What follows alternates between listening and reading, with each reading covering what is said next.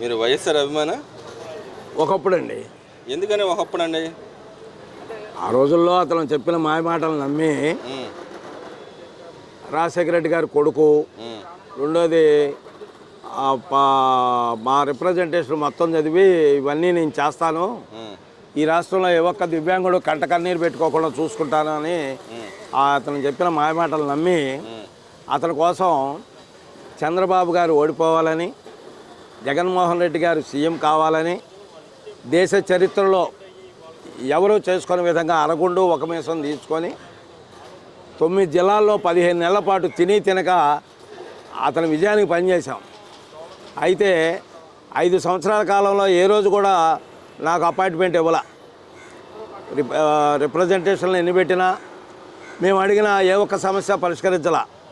చంద్రబాబు గారు దిగిపోతూ 3,000 రూపాయలు చేసిన పెన్షను మరి రేట్లు పెరిగినాయి, కొంచెం పెంచండి, ఒక 1,000 రూపాయలు పెంచండి అని ఎన్నిసార్లు ఎన్ని రిప్రజెంటేషన్లు పంపించినా అతని మనసు కరగల. ఇప్పుడు అంటున్నాను, అతని మనసు రాయి కన్నా రాయి, పాషాణం. అందువల్ల ఇటువంటి దుర్మార్గుల్ని తరిమి కొట్టాలి, అటువంటి వాళ్ళని ఓడించాలి. కనీసం ప్రజలు మెచ్చి గెలిపించిన ఎమ్మెల్యేలకే అతను అపాయింట్మెంట్ ఇవ్వాల. ఆ తాడేపల్లి కొంపలో ఏం చేస్తున్నాడో ఎవరికీ అర్థం కావట్లా. మరి మందు తాగుతున్నాడా, మరి ఏమైనా శృంగార దేవతలతోటి ఏమైనా నృత్యగాన కైళి విలాసాలలో తేలి ఓలలాడుతున్నారా, రంభా వరుసల చెంత మరి వాళ్ళ యొక్క అందాలను పొగుడుతూ అక్కడ కూర్చున్నాడా? అతను ఏ రోజున కూడా ప్రజల్లోకి వచ్చినటువంటి వాడు కాదు. గెలిచిన తర్వాత అతను ఎన్నో అబద్ధపు వాగ్దానాలు ఇచ్చి మద్యపాన నిషేధం అని చెప్పి 3 రెట్లు సామాన్యుడికి అందనంత రేట్లు పెంచి మరి డిజిటల్ లేకుండా కూడా అంతా క్యాష్ రొక్కంతోనే తీసుకొని అందులో సగం డబ్బు అతను తాడేపల్లి కొంపకి కంటైనర్లతో డబ్బు వెళ్ళిన విషయం కూడా రాష్ట్ర ప్రజలు చూశారు. కానీ మీరు ఇన్ని మాటలు చెబుతున్నారు, కానీ ఆయన 16 ఏళ్ళు పార్టీ పెట్టిన తర్వాత ఆవిర్భావం నుంచి 16 ఏళ్ళు అయింది. నిన్నటితో ఆవిర్భావ దినోత్సవం సభ చేసుకున్న పరిస్థితి. మీరు ఎందుకని ఆ పార్టీ నుంచి వచ్చేసారో నిజంగా ఆయన చెప్తున్నాడు. మాటలు చెప్పడం, మనవాడు చెప్పిన నికార్సైన నాయకుడిని నేను, నా పార్టీలో ఉన్న కార్యకర్త నికార్సైన కార్యకర్తలు అని చెప్తాను. మీలాంటి కార్యకర్తలు ఇలా కరుడు కట్టిన కార్యకర్తలు ఇలా బయటికి రావడానికి కారణం ఏంది? నికార్సుగా ఆయన పనిచేశాడు అంటారు. అసలు ఆ పార్టీ ప్రజల కోసం పనిచేసిందా? వైసీపీ పార్టీ ఒక దొంగ పార్టీ అండి. అదే కబ్జా పార్టీ. అది ఆ వైసీపీ పార్టీ అనేది వేరే వాళ్ళు ఎవరో పెట్టుకుంటే ఆ పార్టీనే కబ్జా చేసుకొని అతను మొదలుపెట్టాడు. పార్టీ కాడ నుంచే అతను కబ్జా, దొంగ పార్టీ అనేది అక్కడే తేటతెల్లం అవుతుంది. అతను సిపిఎస్ రద్దు చేస్తానన్నాడు, చేశాడా? మద్యపాన నిషేధం చేస్తానన్నాడు, చేశాడా? ఏ ఒక్కటి చేశాడండి? అతను ఏ ఒక్కటి చేయలేదు. అన్ని అబద్ధాలు. మా దివ్యాంగులకు మేలు చేస్తానన్నాడు, చేశాడా? 80,000 మంది వచ్చే పెన్షన్లు తీసేసి ఈ రాష్ట్రంలో 18 మంది దివ్యాంగులు ఆత్మహత్యలు చేసుకున్నారండి. పేదవాడి ఆస్తులు కబ్జాలు చేశారు, పరిశ్రమలు రానియకుండా చేశారు, పోలవరాన్ని నాశనం చేశారు. మరి రాజధాని అమరావతిలో అప్పటి వరకు తయారు చేసినటువంటి రాజధాని రోడ్లతో సహా, తాల్ రోడ్లతో సహా తవ్వేసేసే ఇనుము, ఇసుక ఇవన్నీ కూడా కాటాల చొప్పున అమ్ముకున్నారండి. అటువంటి దుర్మార్గుడు గురించి ఈ రాష్ట్ర ప్రజలు అర్థం చేసుకున్నారు. అది పార్టీ కాదు. పార్టీ 16 ఏళ్ళలో ఏం చేసిందంటే ఎవరి కోసం మేలు జరిగింది? మడదెప్పలేని పార్టీ అని చెబుతున్నాడుగా, నికార్సైన పార్టీ అన్నాడు. జగన్మోహన్ రెడ్డి పొద్దున్న లేస్తే అబద్ధాలు. అతను చెప్పేది వేరు, చేసేది వేరండి. మడవం తిప్పటం, పొద్దున్న లేస్తే అతను మడవం తిప్పటమే. అతను చేసేవన్నీ కూడా అబద్ధాలే, కానీ చెప్పడం మాత్రం దానికి విరుద్ధంగా నిజాయితీగా చెప్తాడు, గట్టిగా చెప్తాడు. ఇక్కడ గొప్పతనం ఏంటంటే అతనిలో ఉన్న గొప్పతనం, ఎంత అబద్ధం చెప్పినా సరే తొడక్కుండా బెడక్కుండా మరి చెప్పగలిగేటటువంటి సామర్థ్యం అతను భగవంతుడు అతనికి ఇచ్చాడు. అవి నమ్మారు. అందులో నేను కూడా నమ్మాను, అతని మాటలు నమ్మాను. చంద్రబాబు గారు నాకు ధర్మపోరాట దీక్షలో కానివ్వండి, మహానాడు వేదిక మీద కానివ్వండి, మంత్రులు కూడా మాట్లాడలేని సభలో నా చేత మాట్లాడించారండి. నాకు గౌరవం ఇచ్చారు, ఆయన పక్కన కూర్చోబెట్టుకున్నారు. అయినప్పటికీ కూడా నేను అతని మాయ మాటలు నమ్మి నేను వైసీపీకి పనిచేశాను. చంద్రబాబు గారిని ఒక మాటలో చెప్పాలంటే చంద్రబాబు గారికి నేను వెన్నుపోటు పొడిచినట్టు. ఎందుకోసం? నేను ఎప్పుడు పదవుల కోసం కానీ డబ్బుల కోసం కానీ పనిచేయను. దివ్యాంగులకు ఇతను కుర్రాడు, ఇతను వస్తే ఇతను ఏదో మాట ఇచ్చాడు, దివ్యాంగులకు మేలు జరుగుద్ది, అవయవలోపంతో ఉన్నవాళ్ళు బతుకులు బాగుపడతాయి అనే ఉద్దేశంతో ఈ దుర్మార్గుడికి పనిచేశా, ఈ రాక్షసుడికి పనిచేశా, ఈ బ్రహ్మ రాక్షసుడికి పనిచేశా. ఇటువంటి దుర్మార్గుడిని ఇంకా ఆ పార్టీలో మేము ఎలా ఉంటామండి? 24లోనే బొందబెట్టాం.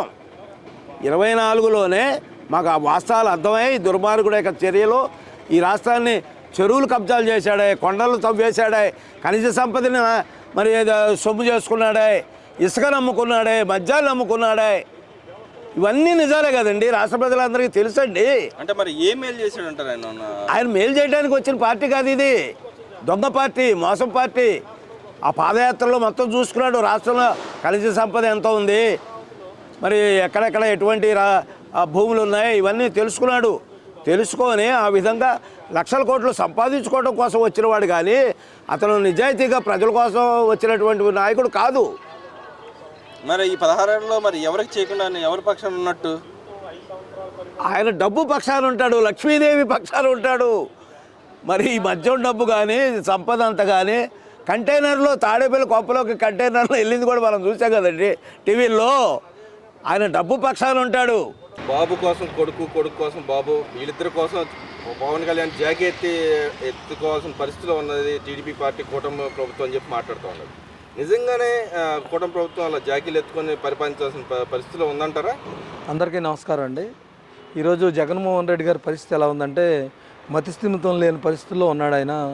ఏదేదో మాట్లాడుతున్నాడో ఆ మాటలకు అర్థం పర్థం లేకుండా నాకు సాల్వాలు కప్పండి, నా సన్మానాలు చేయండి అంటాడు. ఎవరు నీకు సన్మానాలు సాల్వాలు కలిపేది? రాష్ట్రాన్ని బస్సు పెట్టి ఇచ్చేసినటువంటి ముఖ్యమంత్రులు ఎవరైనా ఉన్నారంటే అది జగన్మోహన్ రెడ్డి ఈ రాష్ట్రాన్ని భ్రష్టు పెట్టేసేసాడు. 30 సంవత్సరాలు వెనక్కి తోసేస్తే ఈరోజు కష్టపడుతున్నటువంటి నారా చంద్రబాబు నాయుడు గారు కానీ, పవన్ కళ్యాణ్ గారు కానీ, నారా లోకేష్ గారు కానీ కేంద్ర సహకారంతో రాష్ట్ర వ్యాప్తంగా అభివృద్ధి భారీ ఎత్తున అభివృద్ధి జరుగుతుంది, సంక్షేమం జరుగుతుంది, విద్య ఉపాధి అంతా జరుగుతుంటే ఏదో చెప్తే జాకీలు పెట్టి లేపడం ఏంటి? ఎవరు? పవన్ కళ్యాణ్ జాకీలు పెట్టి నిన్ను జాకీ పెట్టి లేపాలి, లేకపోతే లేకలేవు నువ్వు. నిన్న ఏదో యోమానికి వెళ్ళి నిన్ను జాకీ పెట్టి లేపారు అక్కడ ఉన్నటువంటి నీ కార్యకర్తలు, నీ వెనకాల ఉన్నటువంటి వారు. నువ్వు లేవలే. ఏమంటే నిన్న జగన్మోహన్ రెడ్డి గారు మాట్లాడుతూ ఉన్నాడు, బాబు కోసం కొడుకు, కొడుకు కోసం బాబు, వీళ్ళిద్దరి కోసం పవన్ కళ్యాణ్ జాకి ఎత్తుకోవాల్సిన పరిస్థితిలో ఉన్నది టీడీపీ పార్టీ కూటమి ప్రభుత్వం అని చెప్పి మాట్లాడుతూ ఉన్నారు. నిజంగానే కూటమి ప్రభుత్వం అలా జాకీలు ఎత్తుకొని పరిపాలించాల్సిన పరిస్థితిలో ఉందంటారా? అందరికీ నమస్కారం అండి. ఈరోజు జగన్మోహన్ రెడ్డి గారి పరిస్థితి ఎలా ఉందంటే మతిస్థిమితం లేని పరిస్థితుల్లో ఉన్నాడు ఆయన. ఏదేదో మాట్లాడుతున్నాడో ఆ మాటలకు అర్థం పర్థం లేకుండా నాకు సాల్వాలు కప్పండి, నా సన్మానాలు చేయండి అంటాడు. ఎవరు నీకు సన్మానాలు సాల్వాలు కలిపేది?